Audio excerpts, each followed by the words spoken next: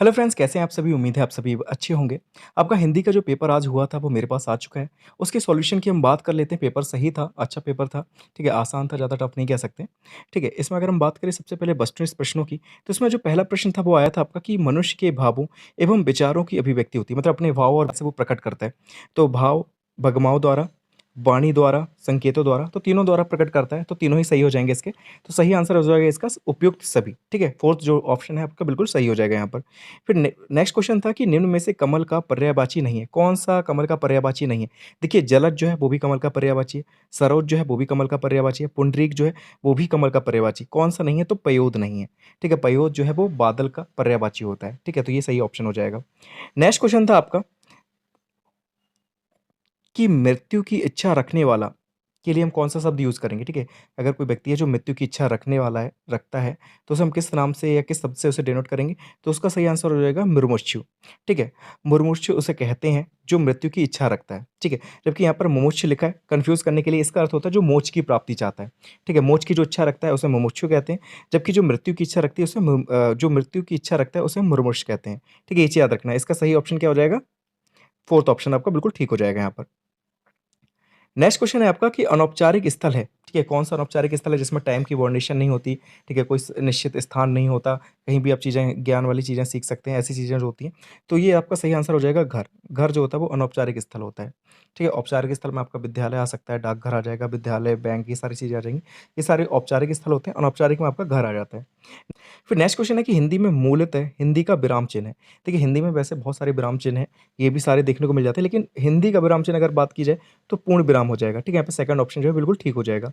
अब हम बात कर लेते हैं अति लघुत्तरीय प्रश्नों में पहला प्रश्न था, "मसी कागज छियो नहीं, कलम गही नहीं हाथ, पंक्ति किस कवि के विषय में कही गई?" तो सीधी-सी बात है किसके विषय में कही गई थी?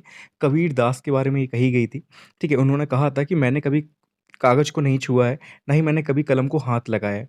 मैं जैसा देखता हूँ वैसा बोलता हूँ और मेरे से उस चीज़ को लिख देते हैं।